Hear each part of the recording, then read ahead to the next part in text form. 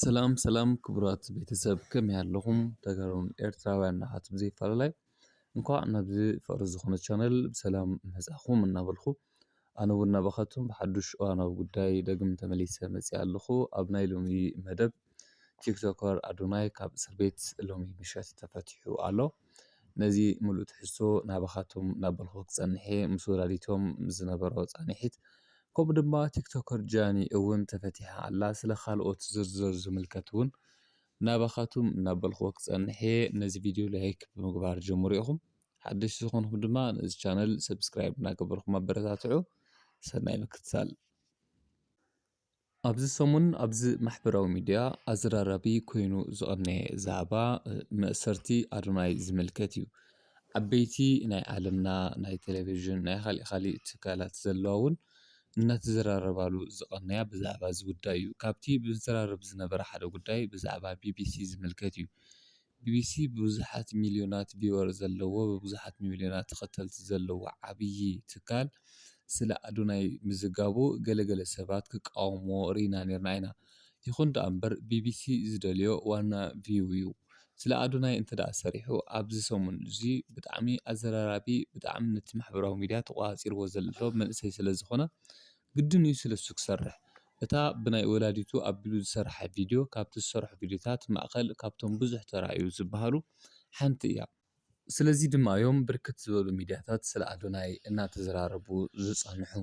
ይኹን ደኣ እምበር ኣብ ማእኸል ኣዶናይ ተፈቲሑ ዝብል ሓደ ሓበሬታ እውን ተወዚዑ ጸኒሑ ነይሩ እዩ። ናይዚ ሓበሬታ እውን ሓቅነቱ ኣረጋጊጽና ናባኻቱም ኣቢልና ነርና ኢና። ምክንያቱ ብኤኣይ ዝተሰርሐ ምስሊ ኣቐሚጦም ካብ እስር ቤት ዝወጸሉ ምስሊ ኣምሲሎም ሰሪሖም ንማሕበረሰብ ዘደናግሩ ሰባት ከም ዝነበሩ እቲ ሓበሬታ ናባኻቱም ኣቢልና ዝጸናሕና ዋላ ደኣ እንተኾነ ኣብዚ ሕጂ ሰዓት ግን ደስ ዘብል ዜና እዩ ተሰሚዑ ዘሎ።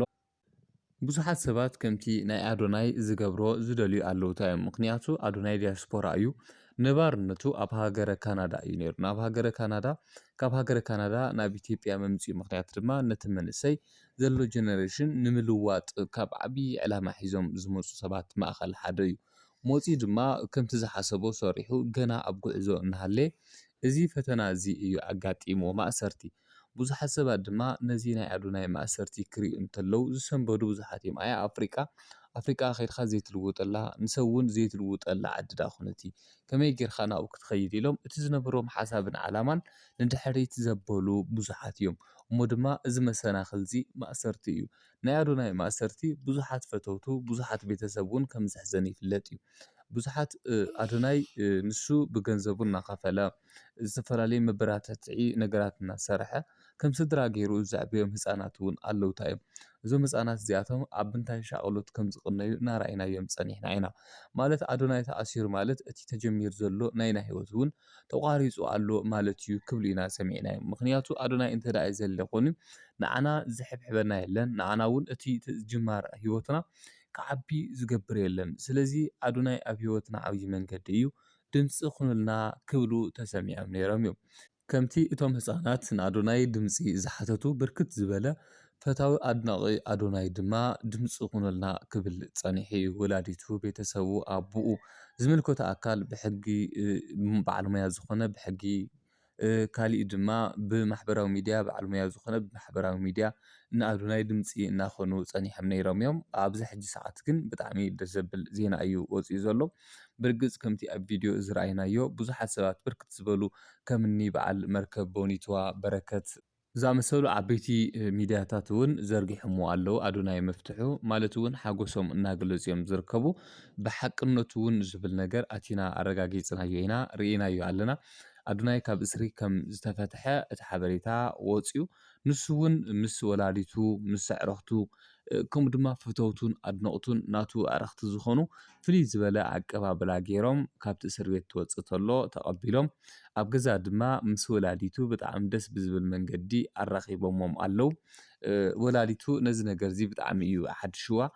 ምክንያቱ ኣብዚ ክሳዓት ክወፅ ኢላ ኣይሓሰበቶን ነይራ። ከምቲ ብዝሓለፈ ዝረአይናዮ ናይ ቀረባ ዓርኩ ኣብ ኣዲስ ኣበባ ናይ ፅባቐ ፀጉሪ መስተኻኸሊ ዝኾነ ብዝበለፀ መልክዕ እውን ብዕርክነት ዝተቀራረቡ ኣትዩ ነቲ ሓበሬታ ጻሪዩ ወፂኡ ነቲ ሕብረተሰብ ሃበና ከመይ ኣሎ ትኾነታት ኢሎም ይሓትዎ ስለ ዝነበሩ እቲ ሓበሬታ ብዘውፅኦ መልክዕ ተገደደ 14 መዓልቲ ኣብ እስር ቤት ከም ዝጸንሕ እቲ ሓበሬታ ኣለኒ እዩ ክብል እቲ ሓበሬታ ኣውፂዎ ነይሩ ይኹን እምበር ቅድሚ 14 መዓልቲ ተፈቲሑ ዘሎ ካብ ዝእሰር ናብ 10 መዓልቲ ኣይገበረን ዘሎ ቅድሚ ተፈቲሑ እሞ ድማ ኣዲኡ እውን ኣብዚ ሕጂ ሰዓት ክትፍታሕ ኢላ ኣብ ዘይተጸበየትሉ ሰዓት ተፈቲሑ ወዳ ክርኢ ተላ ብጣዕሚ ተሓጒሳ ደስ ኢልዋ ኣሎ ቲክቶከር ጃኒ እውን እታ ምስኡ ዝነበረት እውን ተፈቲሓ ኣላ ብማዕረ ጉዳይ እዮም ናይ ክልቲኦም ክሲ ብፍልይ ብዝበለ መልክዑ ናይ እዚኦም ክልቲኦም ምስቶም ካልኦት ናይ ኢትዮጵያ ቲክቶከራት ዝተኣሰሩ ይፍለ እዩ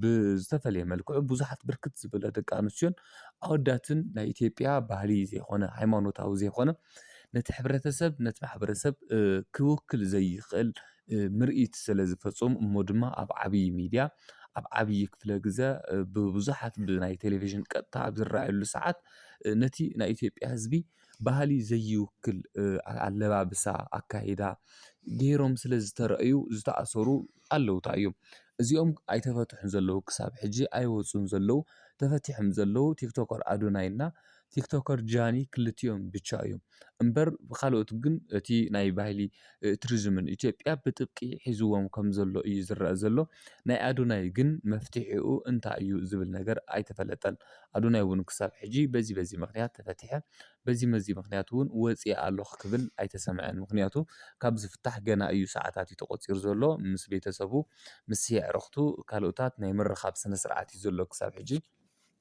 እሞ ድማ ነዚ ምክንያት ተጠቒሞም ብርክት ዝበሉ ሰባት ጌጋ ሓበሬታታት ዝውዝዑ እውን ኣለውታ እዮም ከምቲ ናይ ምእሳር ኣዶናይ ምክንያት ብምግባር ኣብ ዘይተፈትሐሉ ግዜ ናይ ኤኣይ ምስልታት እናሰርሑ ቲክቶከር ኣዶናይ ተፈቲሑ ክብሉ ብርክት ዝበሉ ናይ ሓሶት ዛዕባታት ሓበሬታታት ናብ ሕብረተሰብ እናበሉ እናደናገሩ ፀኒሖም ነይሮም እዮም ከምኡ ድማ ክንዲዚ ዓመት ተፈሪድዎ ዝበሉ እውን ነይሮም ብዙሕ ዓመት ተፈሪድዎ ናይ ህንድዚ ተባሂሉ ዝበሉ እውን ኣለው ፍርዲ ቤት ዝበሉ እውን ዝበሉ ኣለው በዚ ይኹን በዚ ካብዚ ኩሉ ዝተሰምዐ ነገር ኣይነበረን ተኣሲሩ ተራእዩ ብድሕሪ እውን ተፈቲሑ ወፂኡ ኣሎ ማለት እዩ ስለዚ ኩላይ እዚ ዝፈልጦ ሓደና ሓደ ኣዶናይ ባዕሉ እዩ ኣዶናይ ባዕሉ ቀሪቡ ኣብ ፍርዲ ቤት እንታይ ተባሂሉ ብምንታይ ውሳነ ወፂኡ ብዋሕስ ድዩ ወፂኡ ወይ ድማ ነፃ እዩ ተባሂሉ እዚ ነገር እዚ ዝተዋህቦ መጠንቀቕታ ክህሊ ይኽእል ብርክት ዝበሉ ሓበሬታታት ንሱ እዩ ዝፈልጦም ዋላቶም ኣዕርኽቱ ክሳብ ሕጂ ዝፈልጥዎ ነገር ክህልዎም ይኽእል እዩ ግን ኣብ ሚድያ ምውፃእ ንባዕሉ ዓብዪ ሓደጋ ስለ ዝኾነ ክሳብ ሕጂ ዘውፅዎ ነገር የለን